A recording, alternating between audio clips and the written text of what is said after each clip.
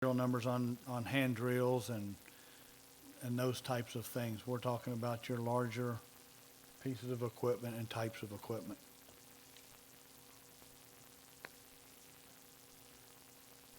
Majority of field notes and citation order information should be documented on-site during inspections.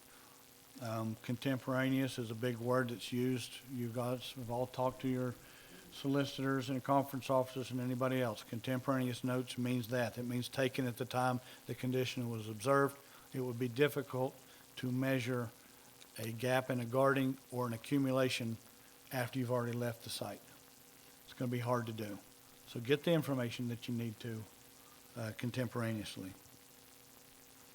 As I said, moving forward into the electronic storage age, don't take information and documents, your notes on the back side of your notes. Just do one side so we can try to figure out how we're going to get this information electronic. The completed notes should be submitted to the supervisor review. And I'm just going to kind of ask, what do we do? What's timely? When should you submit your notes?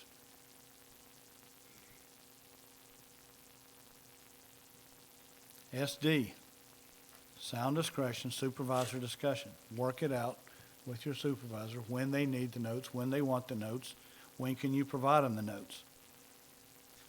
You guys need to communicate that and come up with a system that works for your office, that works for your area, works for your work group. And inspectors should reference the applicable EO1 event number on either the mine inspection summary report or on the daily cover sheet when using other activities to complete the EO1 inspection. And that's really kind of the same as what we've been doing now. And it makes it easier if we've got FOIAs, we've got court cases, we've got other people downstream that need these notes for various things.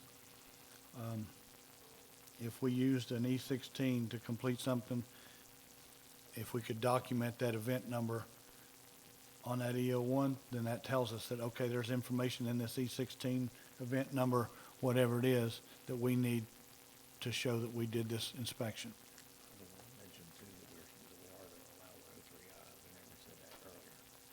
I don't know if we got there yet, do we? Yeah. Okay. Oh, okay. Yeah, Greg brought up a good point, and I must have missed it, but 103I spots can be counted towards the completion of a regular inspection. There's also no minimum requirement of time. The only requirement is that you have to be there for the reason that the mine was selected for that spot. So if it's a methane spot, I wouldn't expect you to be out inspecting haul trucks on the surface. I did get a question on the daily cover sheets while we're here, and it's just asking for the level of detail in the areas inspected. So there was a metal non-metal person that hadn't done it previously, so maybe you just want to touch it, it's optional again. Okay. Yeah, we did get a chat question in, and it was talking about area of inspection summary on the daily cover sheet. The question was, how detailed does that have to be? As I said before, it's not even required. It's something that you can use as a communication tool with your supervisor, with the CLR or downstream, or the person looking up FOIAs.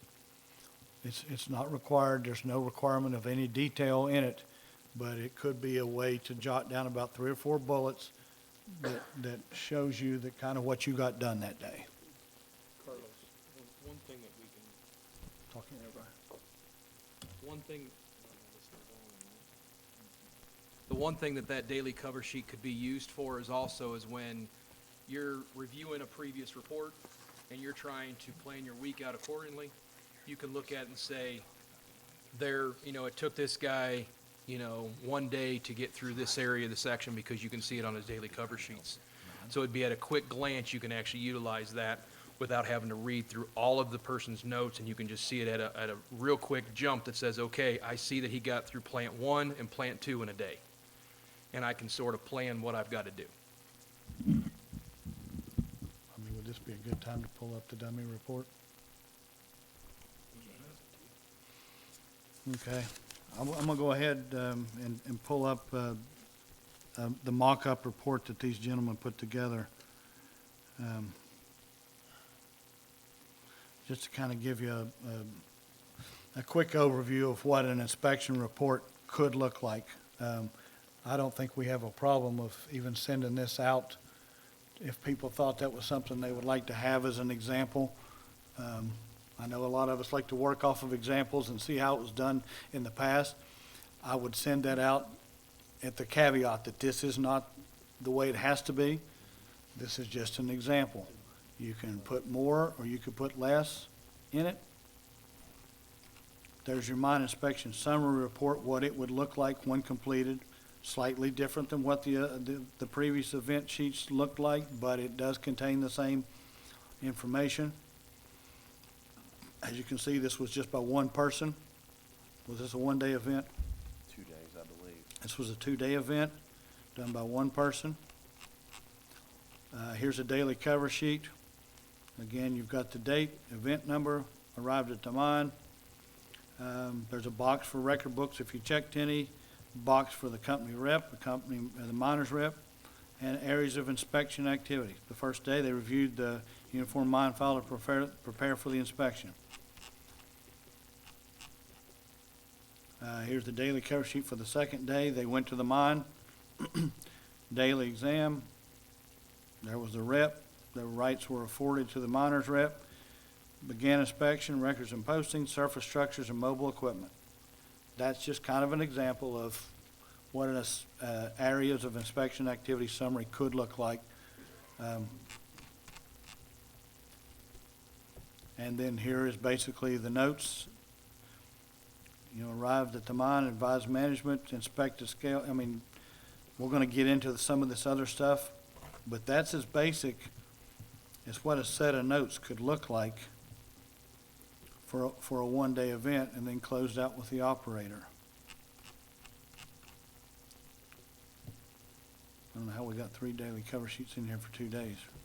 Or is this another one? It's the same one. It's a 3-day event or a couple-day event. I don't remember how many days it was, but Okay, it Well- was more than a one-day event. okay.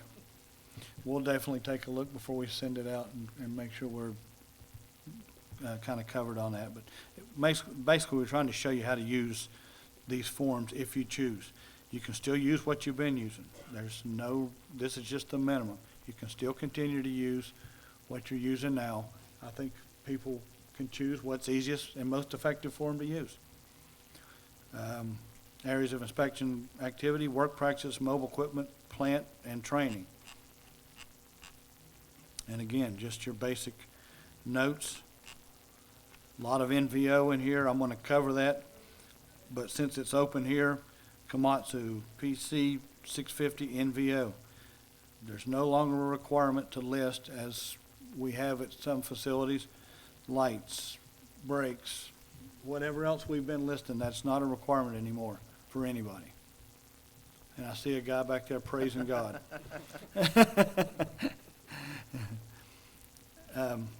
And it closed out the inspection.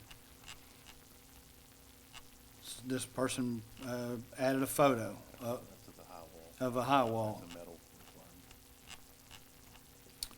requirement. They happened to put in a map of an overview of all the facilities. That's what it looks like, a plant layout. They had an impoundment or refuse pile here. You can still continue to use the forms. We didn't change that for impoundments between the metal and coal forms. Again, I'm going to reiterate, all forms that are pre-printed and approved forms are still available for use for anybody that wants to use them. They're not required in most instances, but you can still use them. And then here was one of the checklists that we provide in the back that you could put in and marked off. So just in a nutshell, you know, there was a 2 or 3 day inspection event, and in 11 pages, more or less, we covered the inspection of that facility with the notes. We're trusting that you guys inspected everything that was there. That's what we hired you for. That's what we trained you to do. We don't need you to document every little thing you did to every little nth detail. We just need you to tell us that you inspected the place, and we trust that you inspected it as per the regulations to assure compliance. And that's what our job is.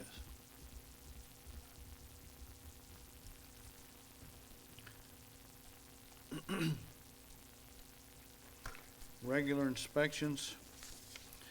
The Mine Act requires an inspection of each mine in its entirety. And the definition of entirety is, we feel that we should cover the footprint of the property, we should cover the footprint of the coal mine, we should cover the footprint of the metal mine underground. We're not reducing where we're traveling in the coal mine and the metal mine and the metal facility and the surface facility for coal. We're not reducing that footprint. We still need to travel the mine in its entirety. It's just some of the things that we're gonna be doing are gonna be a little different than what we've been doing in the past. The ITS is no longer used. It's not gonna be used. It will be supported for mines that inspections were started this past quarter for, like for your surface 6-month inspections. If someone was already using it and needs to carry it over, we'll carry over. You can continue to use the ITS to close that inspection, but as of April 1, there will no longer be an ITS available or maintained or used.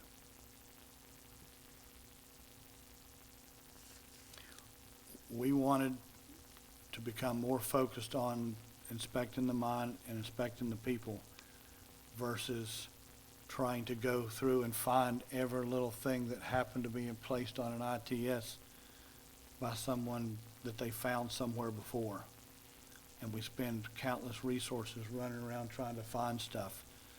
That's not our intent. That's not what we should do. We are, I don't know what the good word is, but we are on-the-spot inspectors. When we travel through an area, we inspect it. We look for imminent dangers, we look for hazards, and that's what we should be doing everywhere we travel in a facility. We shouldn't be tracking down a transportation piece of equipment or a ride or a rescue or a pump or a handheld drill somewhere, because we've just traveled the entire mine. We've covered it in its entirety. We either ran across it and inspected it or we did not. That was our decision and the reason behind not going forward with the ITS or inspection tracking system.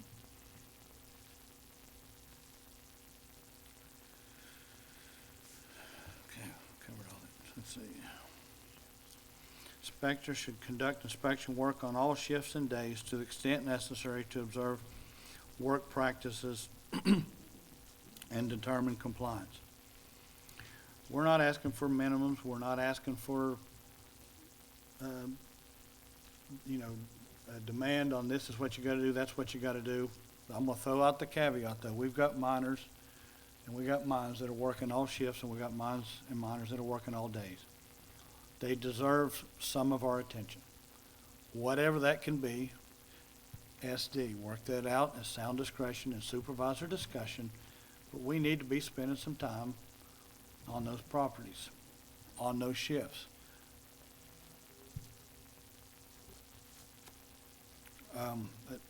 Use it to your advantage. Adjust your schedules to work to your advantage.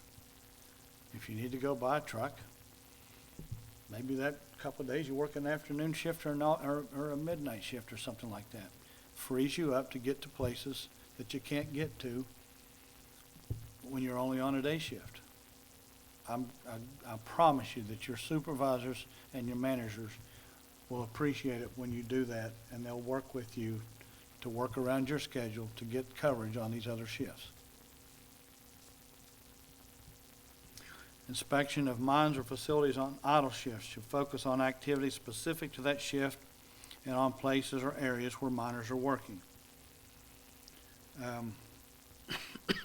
Excuse me. If you're going over and they're moving belt on an idle shift, probably should go observe that belt move. We just had a fatality right before Christmas in our district on a belt move. don't go walk an intake, or go walk a return air course, or don't go over and look at an abandoned pit or whatever else it is. Go where people are working that are performing jobs on these idle shifts. That's where we need to be. That's where our focus needs to be. Inspectors should discuss safety and health and safety and work practices with minors, including accidents, accident history, specific hazards, occupation-specific health and safety concerns, and the talk should be noted, including the location of the talk and the number of minors. It's really no different than what we've been doing in the past. There's no minimum requirement. There's no certain types of talks. But if there's pertinent talks that are held about mine safety and mine conditions or ventilation plans or roof plans, that's what we should be talking about. And just jot that down in our notes.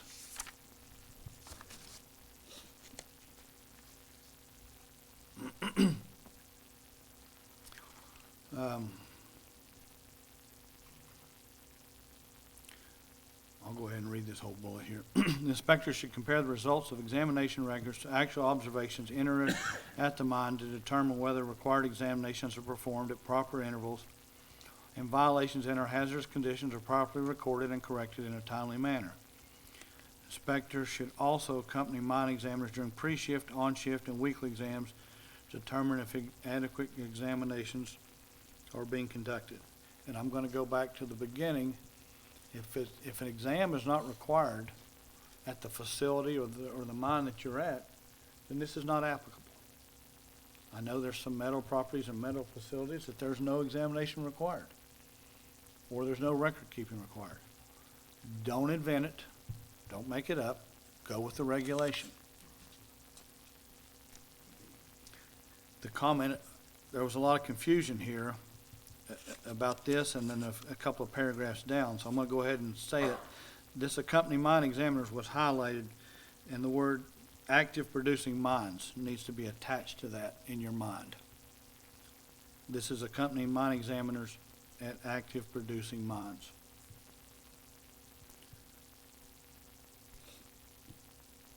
Inspectors should have discussions with miners concerning the type of training they have received. Inspectors should review approximately 10% of training records. Review enough, does that mean 10% of 48A, 48B?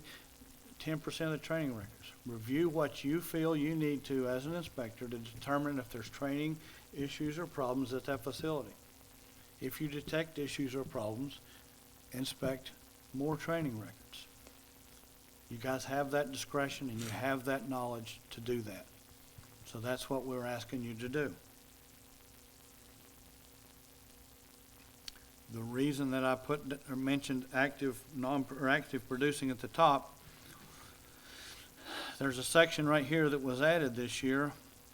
The regular inspection at active non-producing mines should address the areas where miners work and travel and should include at a minimum the following: a review of examination records, inspection of equipment being maintained or routinely used, inspection of mine seals on intake air that passes over electrical installations, active impoundments, and any hazards such as methane, inundations, or geologic conditions. For example, there is no requirement that the inspector or specialist travel with the mine examiners. From a formatting standpoint, we indented this part right here because there was confusion in the original when we sent out for comments that it contradicted this top paragraph. This indented area here is only for active non-producing mines. So these comments only apply there. However, if conditions indicate inadequate examinations, then the inspector can choose to travel with the mine's examiners. We're not saying that you can't do it. What we're saying is a minimum, you don't have to do it. If there's a reason to do it, and you think there's a reason to do it, then that's what you should do. Similarly, the same with noise and dust sampling will occur as appropriate at active non-producing mines. For example, when there's construction underground, excavating overcast, reclamation, where the mine operator may be returning the surface to its original contour. If you see a dust source or a noise source, you have the latitude at a non-producing mine, as well as you do an active producing mine, to sample.